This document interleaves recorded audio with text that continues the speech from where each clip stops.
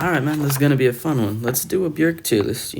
I really have no notes. I didn't include her, like, technical debut studio album. The one where it's, like, her as a little kid singing. She doesn't really consider that to be, like, her debut studio album, so I just didn't include it because I didn't really care. Just ordering right now, and that should be right. Okay, let's just get into it, man. I don't know. I have no notes.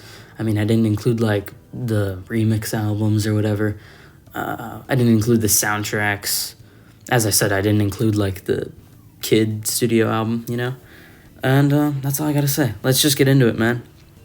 In D tier, I'm gonna have to throw Volta. I was never huge on this album. I actually tried to get into Björk, like, half a year ago, but I, like, quit for some reason. There was like, a whole time in my life where I would, like, start discographies and never finish them. It was weird. But, yeah, I stopped it like Volta. It just wasn't, like, great, man. It has some great tracks, but, like, overall, it's just very all over the place for me, man. There's no cohesive, like, sound, and it just, like, the guest vocalists aren't great either.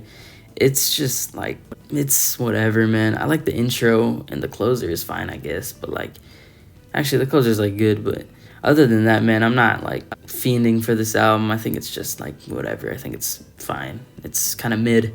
It's a strong 4 to a light 5 for me. I think it's just, like, whatever. And then above that, in C tier, I'm gonna throw Utopia. I think Utopia, here's my problem with it. It runs long, and it has a bunch of long songs. I have a very big, like, one of my pet peeves with music is if you have if you have, like, a 60-minute album, please make the track list not 10 songs and have them all be, like, 5 minutes long. That hints at something later, but, like, seriously, actually, no, hold on, not Utopia. Do I really put Utopia here? No, I'll talk about Biophilia. My bad. That's my bad. But I'm gonna put Biophilia above Volta. So it starts pretty good, and then it just, like I like the beginning. I like these kind of tracks that kind of sound like they're doing everything else that old Björk did. It sounds like she's kind of doing her old sounds. I don't really know how else to put it besides, like, it sounds like she's returning to her older sounds. And then it falls off towards the middle with just forgettable track after forgettable track. It just ends up feeling like Post, but worse. And, yeah, that's really all I gotta say. I feel like the more glitchy sound that this album has, I wish she just made a full album where she did, like, this full-on, like, almost Aphex Twin, how do I put it? Like, these really, like, punchy and glitchy production. That'd be really fun. But, yeah, Biophilia is just, it's a good album, but it's nothing crazy. I'm gonna give it a light 7. Back to Utopia, though. It runs long, and there's a bunch of long tracks on it. Every song on here kind of sounds the same. Like, I like the second track quite a bit. I'm pretty sure that's the one where it has, like, the birds chirping in the background. That song's really good. And, like, the opener's decent too, but, like, it just kind of falls off and just becomes the same song, and the same song, and the same song over and over again. And it kind of bothers me, honestly. It's a good album, though. It does run a little long. I don't really think there's an inherently awful song on here, though. It's like a light to decent 7. It's a decent 7. It's a good album, but, like, it's just forgettable is all. And then I'm hesitating, like, where do I put this one? Because it's Volnakura. I could put this in B tier, but I could also put it in C tier because I brought this up earlier. Here's my problem. Like, it's like 50 to 60 minutes long, and it's 10 tracks, and every song is so long. Like, 5 to 6 minutes isn't long, but it just feels so, like, long-winded, And I get it's supposed to be an emotional album, but it just all ends up sounding the same. That's my problem with modern Björk, is that she just sounds the same in every album, honestly. Like, you might have different kind of production styles, maybe, but it all kind of ends up sounding like the same thing. You could play a track off Utopia, Biophilia, Volta, and Volnakura, and I probably wouldn't be able to tell the difference. That might sound like, like, are you serious right now? But I genuinely think modern Björk is so kind of samey sounding.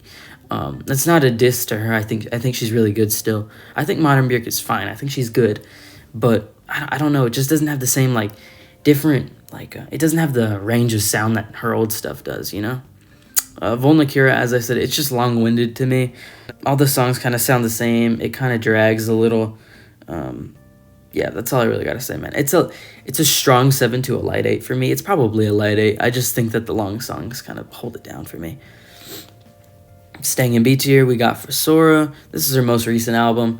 I think it would be her worst if it kept if it kept sounding like the opener track, because I hate that opener.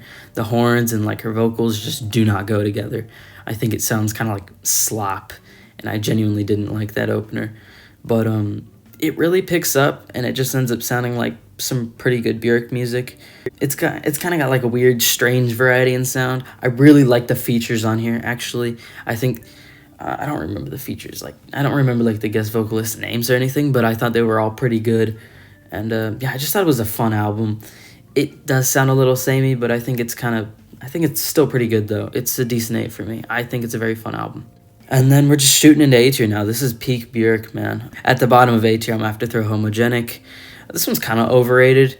Yeah, it's kind of overrated. I think it's like you took Debut and Post and kind of put it together. It's consistent like Debut, but it doesn't have the highs of Post, in my personal opinion. It really picks up towards the end, though. I think it kind of starts a little weak. I don't know. I just think my problem with it, it's just like, why would I, out of the 5 old Björk albums, like, why would I listen to this one? I'd rather listen to all the other albums over this one, you know? It's pretty great, though. It's still pretty good. It's a light to decent 9 for me. I think it's a pretty great record. And then these 2 albums are close. Sorry for that noise. Just looking at my notes. But these 2 albums are close because I think Debut and Post are honestly like on the same level for me, man. I think that, like, because here's the thing, Post has some of the highest highs of any Björk album. Like, it might even wipe the highest highs of her best album. I think that Army of Me, I think it's Oh So Quiet. I think that's how you say it. Headphones. What else? Freaking, man, just like the first like half of this album is amazing. Like, it's literally life-changing stuff. Hyper Ballad, Jesus Christ, man. It's an amazing record. Like, the first half is amazing. But then towards the back end, you get other weaker tracks, like, is Enjoy, see, I have a love-hate relationship with Enjoy. Like, right now, I'm thinking about it, and I'm like, is that a low light? I don't remember. But when I'm listening to it, I'm like, oh my god, this is amazing. I don't really remember too well. But then there's, like, another track, and it's, like, I think it's called, like, You've Been Flirting Again. That song's kind of a nothing song, you know? It's kind of like, why is that there? I don't know. I just feel like Post starts amazing. Post starts, like, fantastic. S tier Björk, like, that's how it starts. But it just kind of falls off towards the end with some weaker tracks starting in the mix, you know? As for Debut, though, I think it's just super fun. I think it's such a fun and consistent album. Literally, just, like, there's just a bunch of bangers after bangers. It's super dancey. Like, I wrote this in my notes. There's shower slappers, like, There's More to Life Than This and Big Time Sensuality. I don't listen to music in the shower, but I would probably listen to those if I were to throw music on. Yeah, Debut is such a fun album, but, like, I don't know, man, the highs don't really matter. Oh my god, the intro to Debut is amazing. Human Behavior, I love that song so much. But yeah, I think Debut's just really consistent. There's no weak point to it. But Post is, like, honestly, these albums are an S tier. Stop it. But Post, actually, I'll put Debut in S tier. I love Debut so much. Honestly, Debut's better. I'm sorry, man. It's such a fun record. I think that it's just so, like, it's just so enjoyable. Björk sounds so alive, you know? She sounds so, like, ecstatic. But she also sounds that way on Post. I just feel like Post, it just has some weak songs that kind of drag it down, you know? Honestly, I'll throw it in S tier still. I still really like both of these albums. I think they're both decent to perhaps, maybe strong 9s, you know? I'll give that to Post, but then as for Debut, it's definitely a decent to strong 9 for me. And then above Debut, I'm going to throw Vespertine. I think Vespertine is an amazing record. I think it's kind of like Post, though, in the sense that it does kind of fall off towards the end. It's just kind of, like, it kind of grew off me. Off first listen, I was like, this is amazing. 10 out of 10. Like, top 20 album all time for me, you know?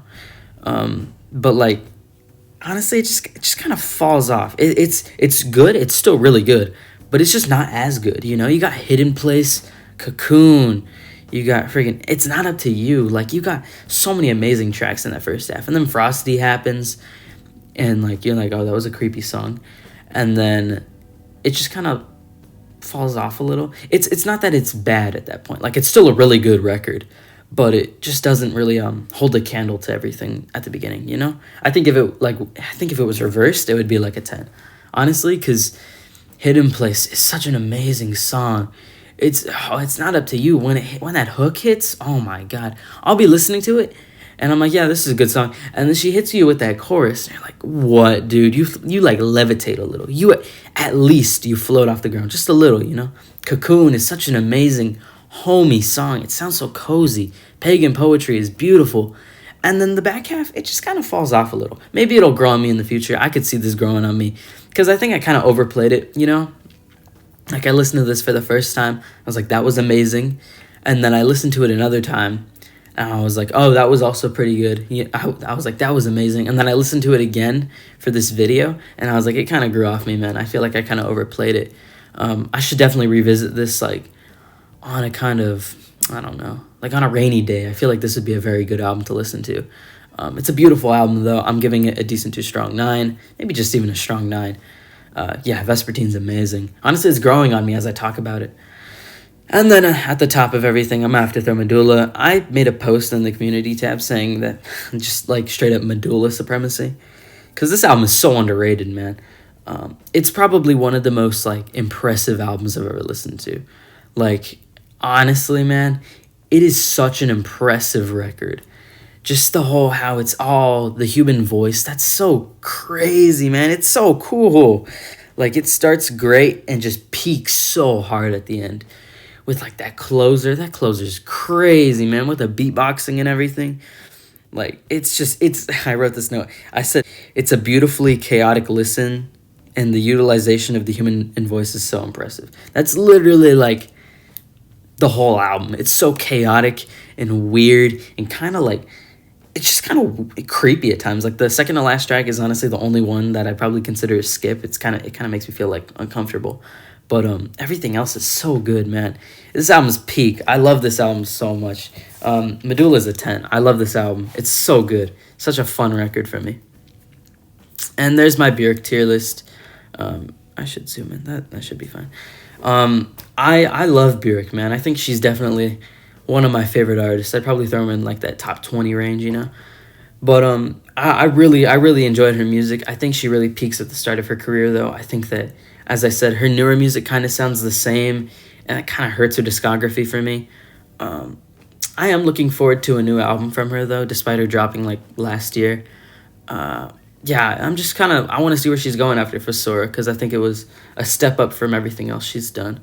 And yeah, there's my ranking, man. Share yours in the comments, you know. What's your favorite Björk song? Mine's probably basic, but it's like either, like, It's Not Up to You, Hidden Place, The Closer to Medulla, I don't remember the name, sorry.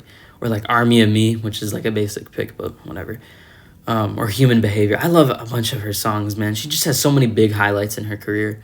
Yeah, share your rankings as always. I'm glad you made it this far in the video, and hope to see you in the next one. Bye.